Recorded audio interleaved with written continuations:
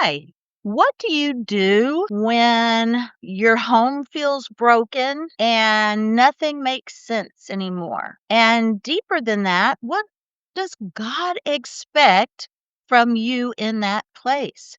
Because the Bible does not ignore this kind of pain, it speaks directly to it. My name is Carrie, and this is Spirit Filled Living.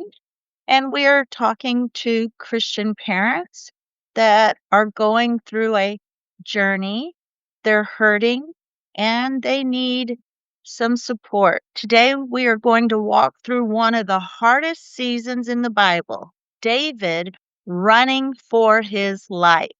He is chosen by God, but he's not safe. He is doing what is right, but being treated as if he is doing something wrong. He is faithful, but surrounded by lies, betrayal, and fear. And in the middle of that, he writes Psalms, not from comfort, but from if you are a parent hurting, this is where you live: uncertainty, fear, questions, waiting.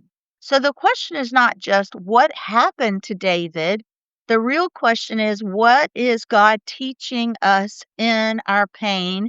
And what does he expect from you now? David pretends to be, I thought this was gross and funny, but he pretends to be insane to survive being before, I don't know how to pronounce his name, Achish. This matters because it shows something uncomfortable. David is afraid. He's another one in the Bible that God has called, but he times felt fear. He is not calm, composed, or confident. He is reacting. Now, connect that to Psalms 56. Not if, when. The teaching is direct. Fear is real, but it is not meant to control your direction. Then in Psalms 30, and was my cry once. God just helped me in this journey. I don't even know. I'm kind of struggling with words here, but I sought the Lord and he answered me. That became my anthem in this journey. So the pattern is fear, turn to God. God responds. Why? Because God is not forming perfect behaviors first. He is forming dependence, dependence on him. Feel fear, go to God. God responds. You may feel fear every day.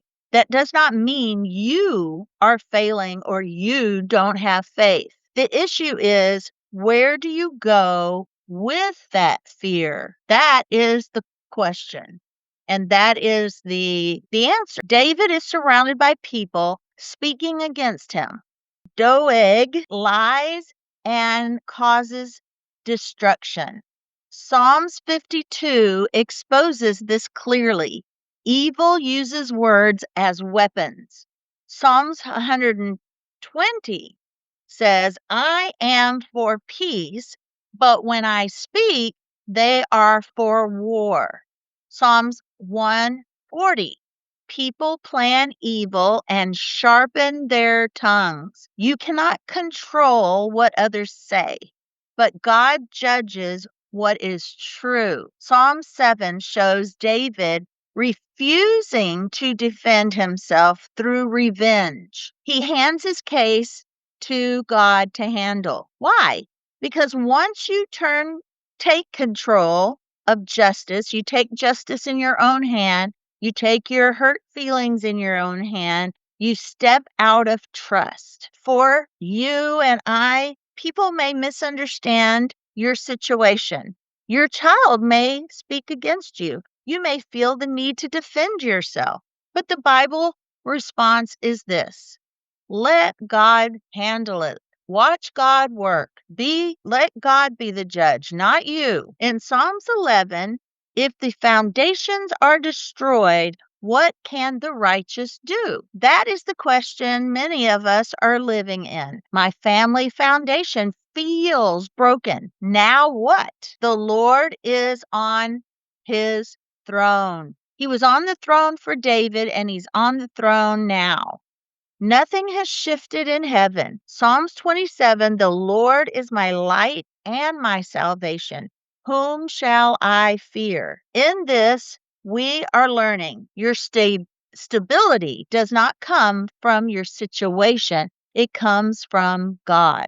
Why? Because if your peace is tied to your child's decisions, you will never have peace. God is redirecting your foundation from your child to himself. We depend on him. Psalms 31. Into your hand I commit my spirit. This is total surrender, not partial trust, full release of outcome. Psalms 142 shows David alone, overwhelmed with no human help. No one cares for my soul. That is where many of us sit silently. God becomes your refuge when everything else is removed. Psalms 141 adds restraint. Set a guard, O Lord, over my mouth. Even under pressure, David asked God to control his response. Why? Because pain often leads to reaction, and reaction leads to regret. We do things that we shouldn't. We do things that we regret. God is forming control, surrender, and dependence at the same time. So let's say that because pain often leads to reaction and reaction leads to regret. But at the same time, God is forming control, surrender, and dependence. Now, Psalms 52 is very direct. Evil will not stand. Now, I think of that scripture in our culture today and everything going on in our world today. We have a lot going on in our world today, but we have comfort in the fact that evil will not stand. Psalms 140 repeats, God will maintain the cause of the afflicted. God will deal with the wrong without our interference.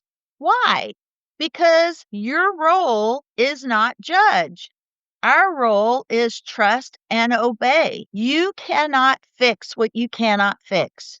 You cannot force change. You cannot control outcomes, but God is big enough to handle it all. The foundation did not change. When Jesus died on the cross, he established God is still judge, refuge, ruler, defender. What changed is clarity, access, and expectation. One, the pattern became a command. David lived it. Jesus commands it. Love your enemies. Do not retaliate. Trust God fully. This is no longer situational. Back in David's day, it is required. Number two, Jesus fulfilled this perfectly. When David feared, Jesus remained sinless. Where David struggled, Jesus obeyed completely. On the cross, he lived Psalms 31. Into your hands. So now the standard is no longer what did David do? It is what did Jesus do? 3, justice moved toward final judgment. We don't have judgment today. We have judgment in the final days. Now, before it was often, in David's day, it was often visible in life. After Christ died, it's clearly tied to eternal judgment. David's day, it was physical judgment. Jesus dies on the cross, it's now eternal judgment. So believers are told, do not avenge, leave it to God. Number 4, access, to God became constant. David had to seek God repeatedly. Now that Jesus has died on the cross, believers have direct access through Jesus. That means you are never alone in your pain. 5, the battle is no longer external kingdom focused. And when I mean kingdom focused, I mean, people against people. David was protecting a future throne. You are not. Your calling is faithfulness, trust, obedience, not control. If you take everything together, the Bible is teaching this in this story. You will experience fear, but bring it to God. You will be misunderstood, but let God judge. You will feel unstable, but God is still on the throne. You will want control, but you must surrender it. You will see wrong, but God will deal with it. Why? Because God is not just changing your situation. He is forming you, us. If you are walking through this right now, you are not alone. And more importantly, God has not stepped away. If you need support walking through this season, comment life coaching. Follow Carrie Spirit Filled Living. Share this with another parent who needs truth, not just comfort. And remember this, God sees what you cannot fix, and He is still working where you cannot reach. All right, guys, I really want you to get this. If he can do this for David, he can do this for us. And we don't have to, if we felt some fear, we don't have to feel like we failed in our faith. All right, guys, if this helped you, share it with someone, give it a thumbs up, subscribe to my channel. And I'm going to repeat this again. You can find me on Facebook and Instagram. All right, I will see you on the next video.